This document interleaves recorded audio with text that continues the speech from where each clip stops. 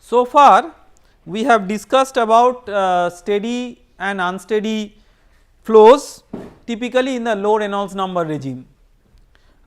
It is also important to recognize that the kinds of flows that we have considered so far have a fixed confinement height or a fixed confinement diameter, but in reality there could be situations when the confinement height itself could be a function of position and time, and that is an interesting situation schematically represented in a way something like this. So, let us say that you have a bottom boundary where this height h is a function of x and time. H is a function of x is quite clear. It is a function of time in a sense that this gap like this could be lifted or put down, so that this gap could be driven as a function of time. So, in this scenario, so if you imagine this as a channel, this is a special type of channel flow, but the channel is not the usual channel that we are talking about. So, what could be the applications of this kind of a scenario? In engineering I have already talked about bearings. So, in engineering there is a type of bearing called as slided bearing, and there the configuration is something like this. So, this is a smooth linear function instead of such a complicated function, and but this is like a tapered geometry and not a regular parallel geometry. The other example is like if you have one plate and if you want to deposit a coating on this one, so you put in another plate or a paint brush and deposit a coating of a paint on top of this. So, as the paint brush is coming close to this and trying to deposit the pattern, so you can imagine that this boundary is coming down. Similarly, so interestingly, so this is quite intuitive that when this boundary, the top boundary comes down, there will be a resistance to it against coming further down. When it goes up, there is a resistance against it of going further up, and at the end of this chapter we will learn why that happens. So, all these physical problems fall under the paradigm of one mathematical theory which is called as lubrication theory.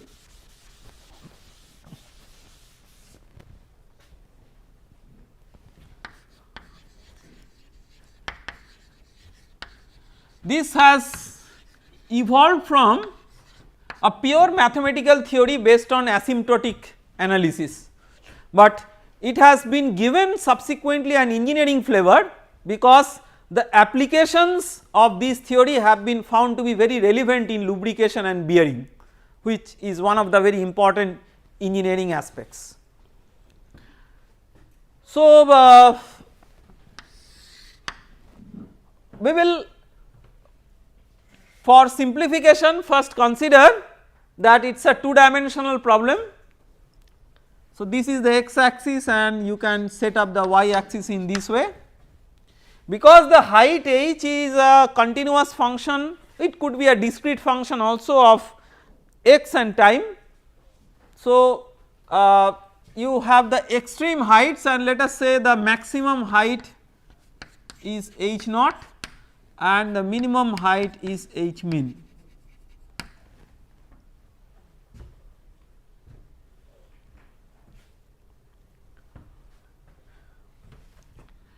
length of the channel is L, and we assume for the time being that there is no difference in weightability across this surface, so that the physics remains invariant along the length L, otherwise L no more remains the characteristic length scale of the system along X. Now for this theory to work, first of all we have to understand that what are the assumptions that we are going to make to get into this theory. For the theory to work, we should have the gap height much less than the length. So this is very similar to the low Reynolds number hydrodynamics that we have studied earlier. Here the additional complexity is the variable nature of the gap. So when we say that the gap height is much less than the length, what is that characteristic height that we should consider, H minimum or H maximum? Yes, we should consider H max, because if H max is much less than L, H minimum will surely be much less than L. So the conservative parameter is H naught by L much less than 1. So this we define as a small parameter epsilon. Okay.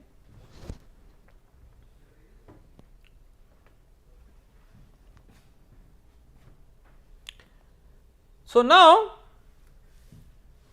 we will make certain assumptions. First of all, we will assume that it is an incompressible flow. So if it is an incompressible flow,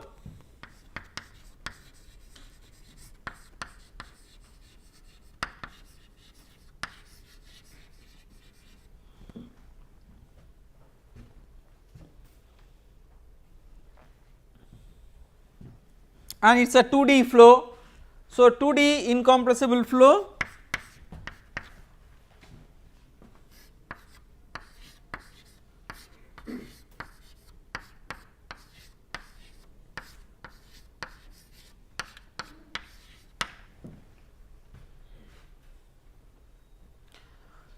so just like many other previous problems or previous cases, what we will do is we will make an order of magnitude analysis of this. So this is of the order of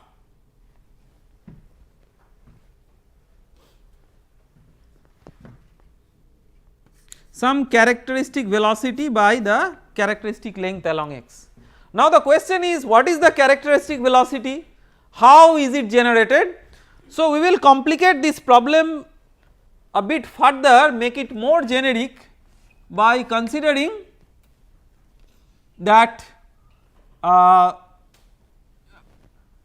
okay, before that I will use a different type of symbol for solving all these problems, because we will be essentially working with non-dimensional equations. So dimensional equations I will give dimensional variables as dash. So all these we will make dash, because majority will be dimensionless equation, so it will be easy to write. So this this will have this boundary has an arbitrary velocity. So what is that velocity?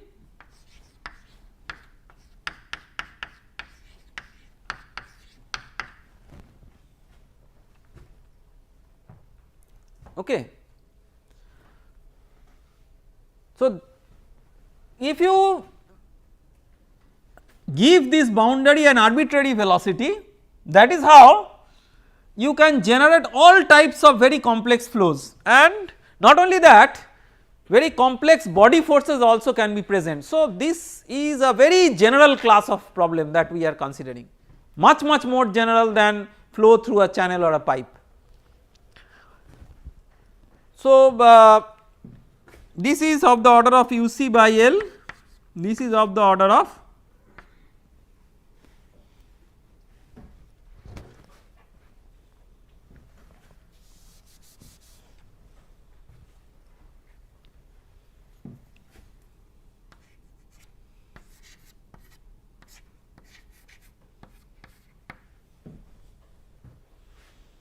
right. Problem is we do not know UC, we do not know VC, because this is absolutely an arbitrary general situation which we have introduced. So, UC and VC will depend on what is the actual physics that is governing the problem. So, we cannot really commit anything on that, but what we can commit that these two terms should be of the same order, that means VC is of the order of UC into H naught by L, which is epsilon UC, that much we can say. So, if epsilon is very small, VC will be much less than UC, that much we can say.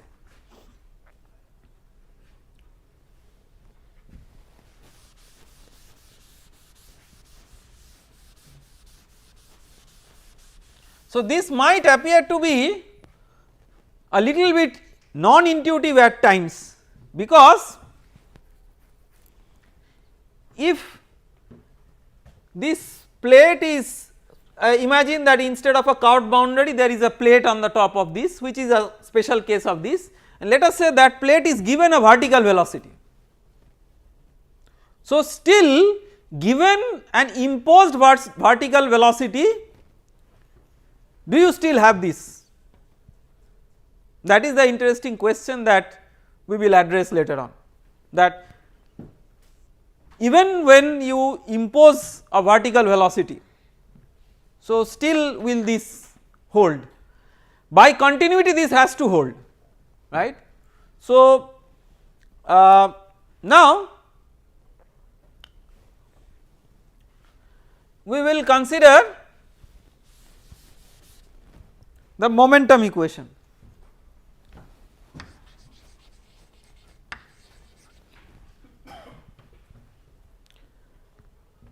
Because this H could be a function of x and time, and this boundary is given a velocity, with all these considerations it is quite obvious that it is likely to be an unsteady flow. So, in general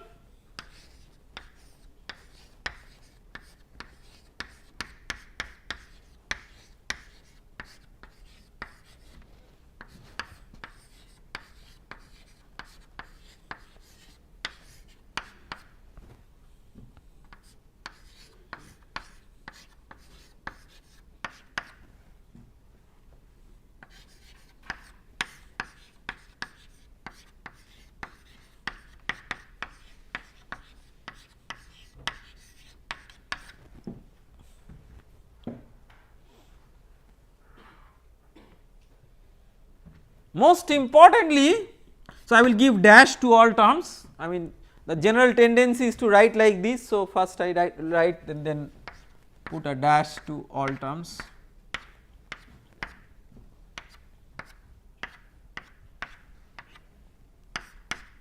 Plus a body force per unit volume along x, say Fx dash.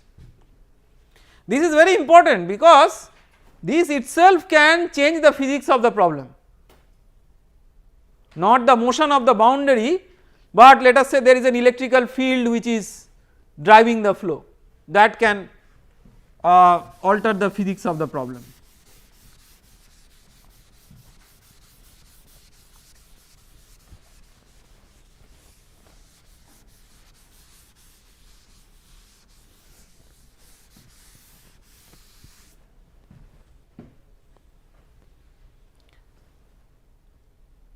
So, we will make a scaling of various terms.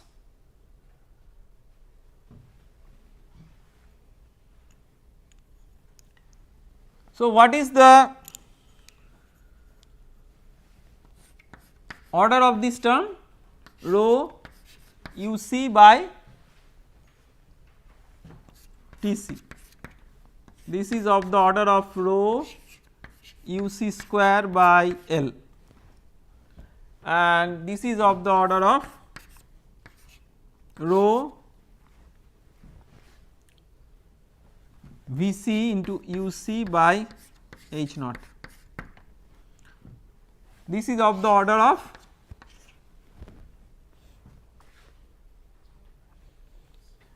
some Pc by L,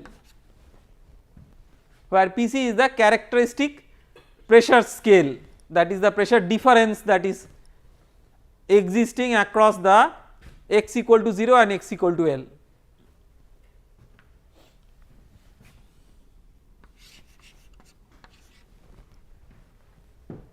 This is of the order of mu UC by L square, and this is of the order of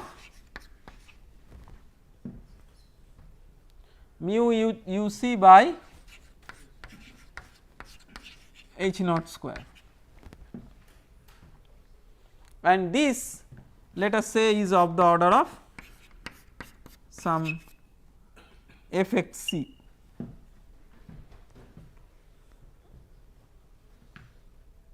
This is absolutely arbitrary, you do not know what is the force, it could be of electrical, magnetic, whatever, it could be anything. Now, if we assume, so this time scale, as we have discussed, that it could be in general be either advective or diffusive or forcing time scale for an unsteady problem, but a problem where there is no forced time dependence and diffusion is not that significant. So, there this is mostly guided by the advective time scale. So, then in that case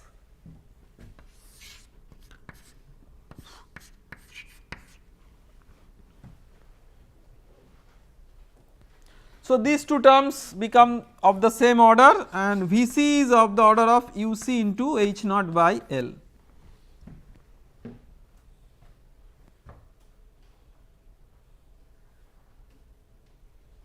Okay. So, then you can see that all the terms in the left hand side become essentially of the same order.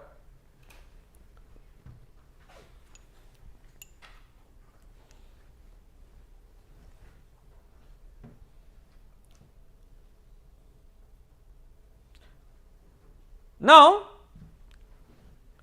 what we will do is we will introduce a new variable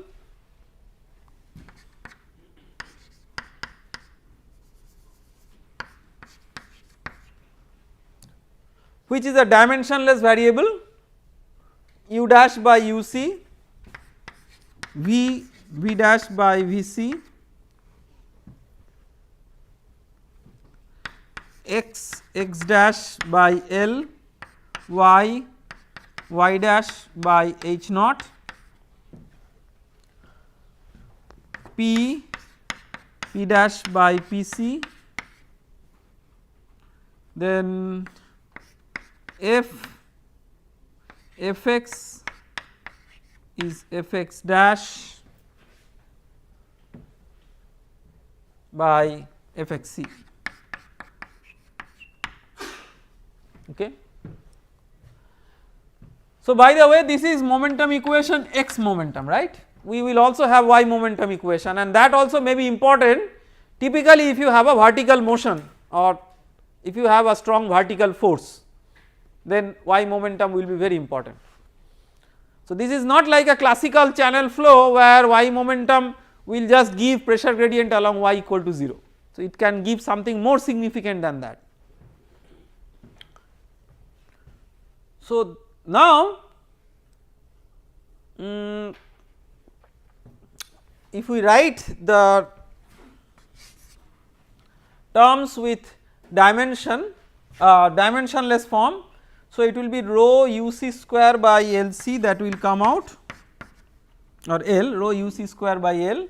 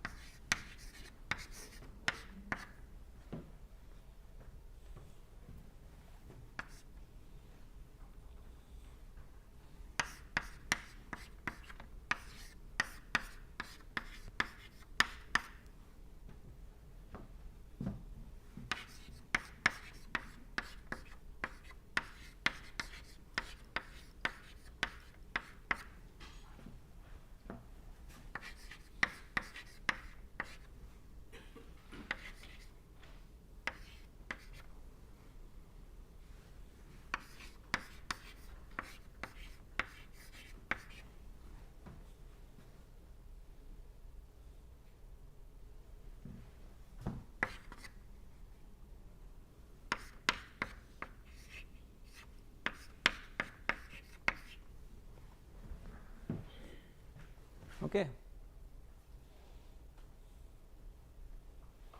Now we can make some ready observations. What are the ready observations? The first observation is that this term will be much more important than this term. See, what is the purpose of this kind of non-dimensionalization? When you non-dimensionalize, you divide a particular dimensional variable with its corresponding reference dimension, but if the reference dimension happens to be the order of that variable itself, then that ratio comes out to be of the order of 1. Okay. So, for example, here you have non-dimensionalized V as V dash by Vc. So, because Vc is the corresponding scale of this ratio is of the order of 1. But had you non-dimensionalized V as V dash by Uc, that is also acceptable non-dimensionalization, but that is not a non-dimensionalization consistent with the scale of the problem. So, in that case there is no guarantee that it is of the order of 1. So, here we have chosen reference variables which are of the order of the scale of the physical scale of the problem, and once it is done, all these derivatives are of the order of 1. Okay. So, how these terms compete with the other will completely depend on the coefficients of the derivatives, because derivatives are already of the order of 1. So, then this ready conclusion that we can make is that out of these two terms this one will dominate, because H naught is much less than L.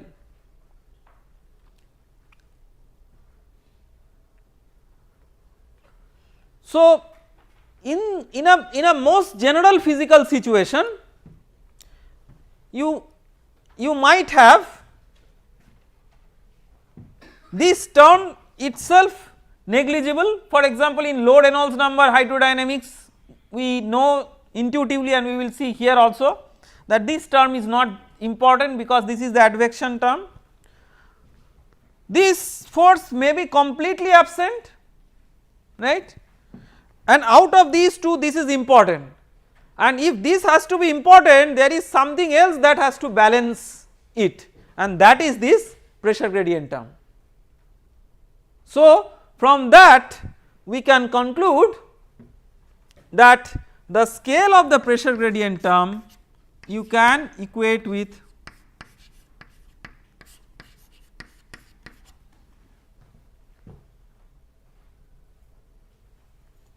okay. So, from here we can say that Pc is of the order of mu uc by H0 square L. So, in terms of epsilon,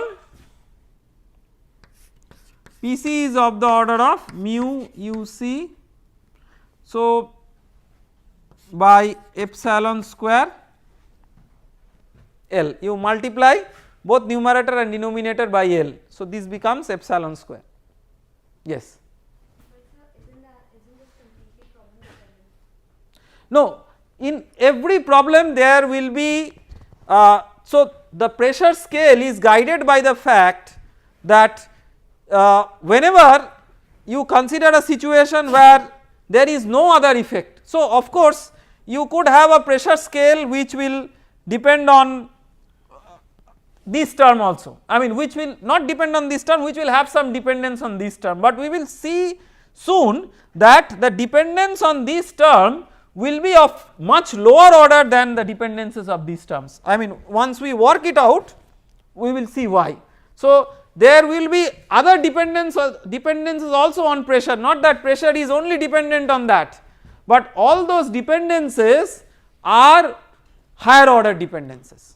The leading order dependence is this is of the order of this. So, if one has to do it formally, there is a formal way of doing it. Formal way is, because there is a small parameter, you write u is equal to some u naught, not same as this u naught plus epsilon u1 plus epsilon square u2. In this way, in the power series you expand, you can expand this continuous function in such a power series provided it is a small parameter.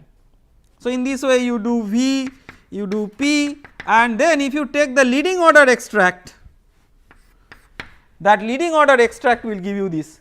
Just to save time, you know, mathematicians do a work in a certain way, engineers and physicists tend to do the same work in a more intuitive way with less hard work, and that is what I am trying to do. So, you can of course put that u equal to this, v equal to this, p equal to this, separate various orders, but this will be the leading order effect. So, the leading order effect is this one. Now, so you can see that the pressure is quite strong because the pressure scales with 1 by epsilon square and epsilon is very small. So, pressure happens to be a very very important consideration in lubrication theory. Now, what we will do is we will multiply both sides by L by Pc. So, rho uc square by L into L by Pc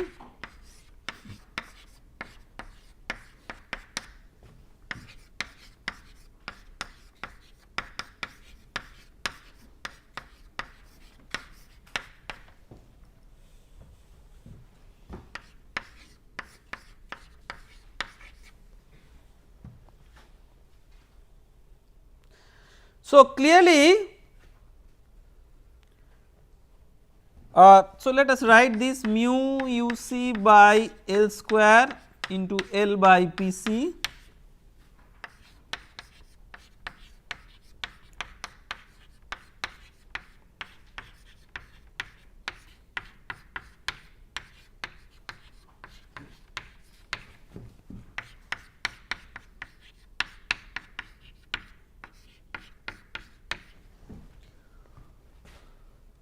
okay.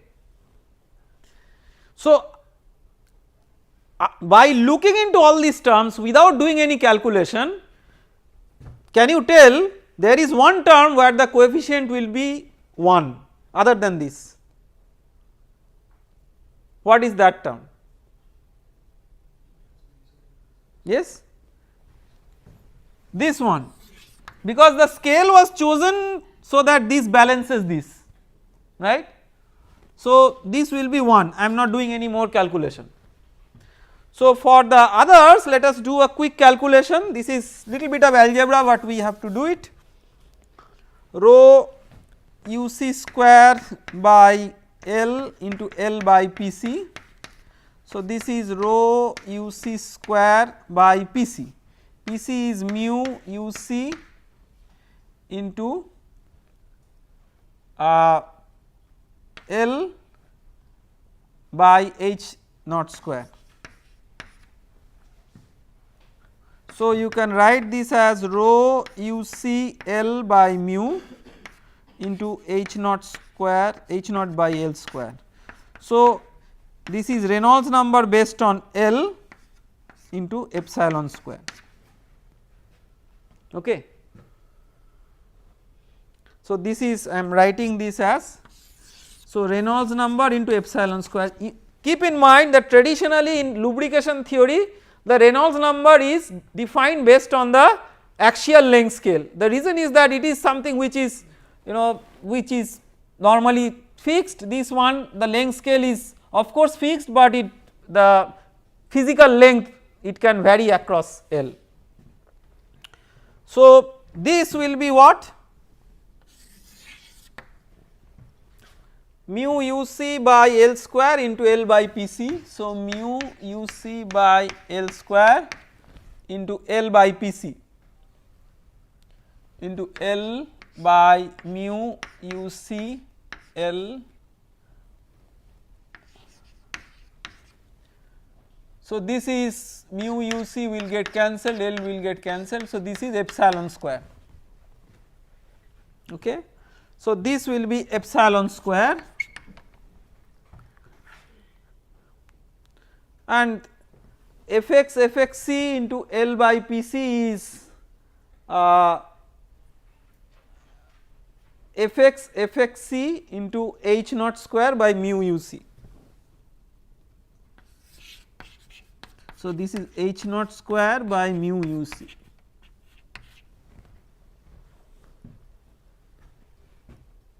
Right. So, clearly in the leading order there are couple of terms which you can easily neglect. What are those terms? The terms which are of the order of epsilon square, because your leading order term, so this is of the order of 1 the coefficient here is also of the order of 1, you are not touching the body force because you do not know what it is. So, you cannot just rule it out that it is negligible, it may be important, it may not be important. So, we are not ruling it out. So, what we can clearly rule out is this term and this term provided the Reynolds number is small. If the Reynolds number is abnormally large, then with epsilon square multiplication also it may be important. But in microfluidics we are primarily doing the low Reynolds number hydrodynamics. So, this can Reynolds number is small multiplied with epsilon square, so this can be neglected. So, the X momentum equation summarily boils down to a simplified equation,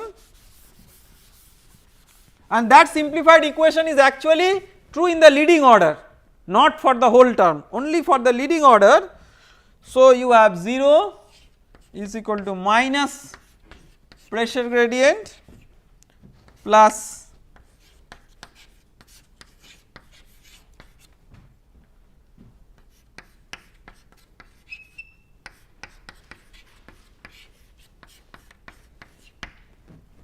okay. This is H naught square by mu uc. So, we will stop here for the time being and we will continue with the next with this in the next lecture, when we will look into the Y momentum equation. The broad objective will be to find out a distribution of pressure between these two confining boundaries because of the complex phenomenon that is going inside, and that we will do in the next lecture. Thank you.